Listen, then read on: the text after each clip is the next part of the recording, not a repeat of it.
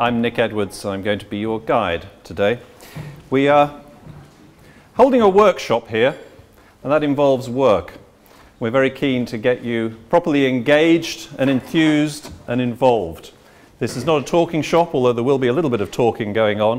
What we're really trying to do is to help to shape something which is starting to come into focus and which I think you'll agree is actually very exciting. So there's a certain amount of information transfer we're going to start off with. We'd like to get you involved. We'd like you to get you committed.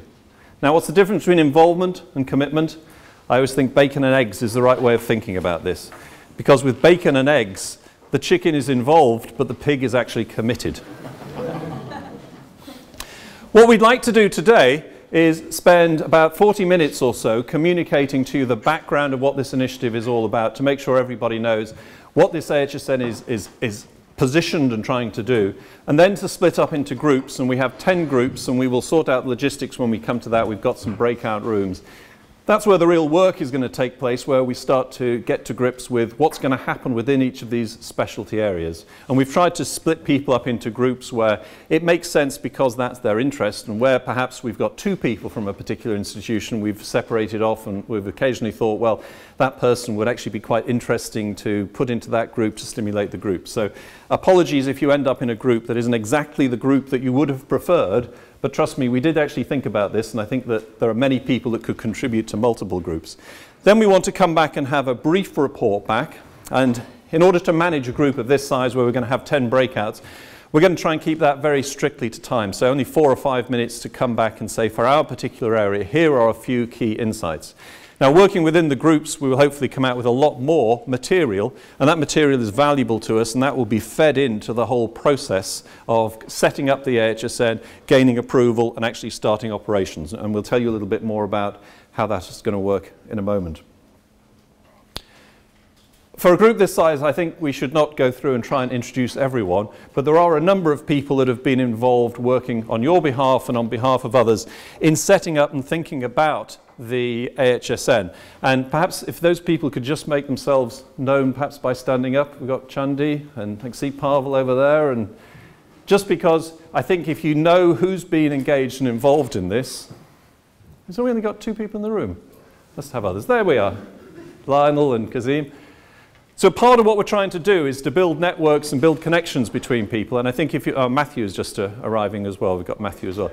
So if you know who's been involved as part of the core team thinking about this stuff, I think that may also help you. But perhaps rather than go through introductions for all of us, we'll leave that for now, and as you break up into the teams, you can introduce each other. What we're really trying to do today is run a listening workshop. There has been this team working on designing the AHSN and designing it for the benefit of various constituencies. But the one constituency that we wanted to focus on today was the business constituency in the broader sense. And we'll talk a little bit more about what that means and how we think about and how we segment and how we address that. But today we really want to be able to listen to see, in terms of this AHSN thing that's being developed, what does business want out of it? What can the AHSN do to help and support business? And in particular to help and support this wealth creation part of the agenda. And I was personally a little bit surprised when I started this to find that wealth creation was actually a Department of Health term, a Department of Health phrase.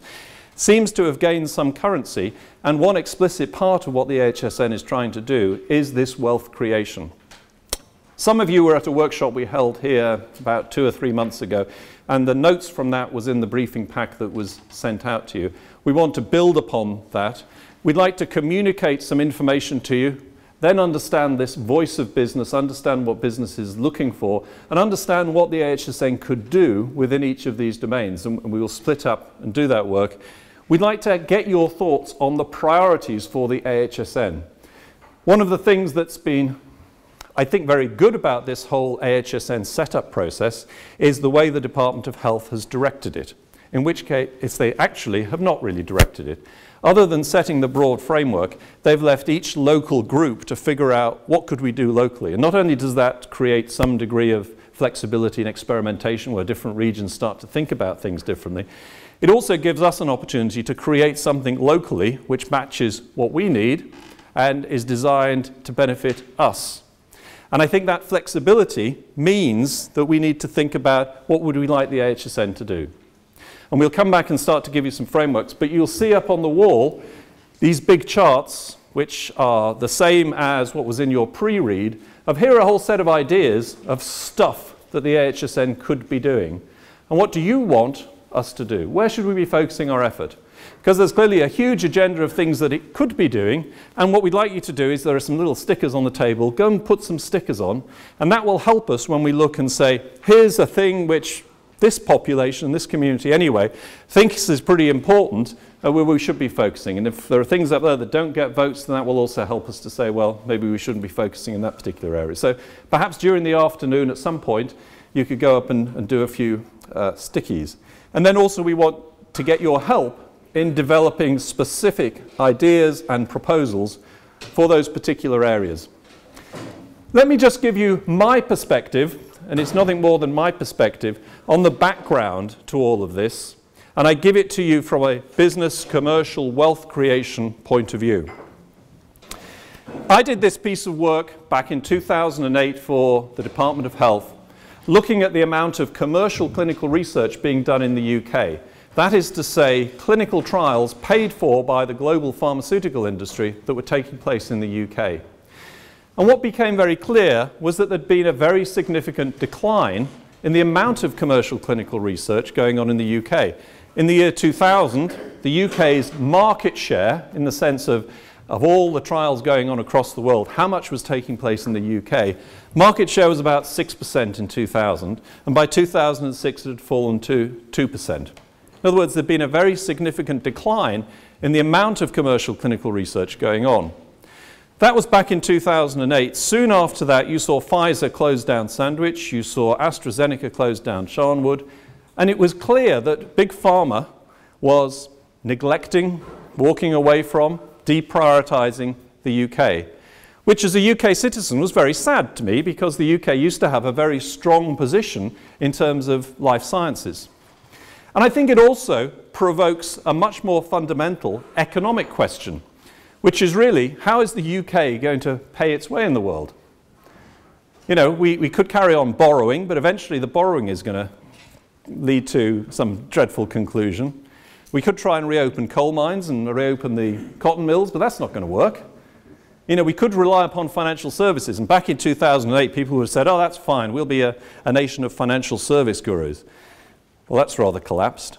So, you know, how are we going to pay our way in the world? How are we going to have the wealth that's created in order to pay for universities and healthcare systems and all these other great things? And I think what's been created within this life science strategy is an idea that says, what's the UK good at? Where are some critical assets and things that we can build upon? And when you look at the UK in terms of international comparisons, we have some pretty good universities.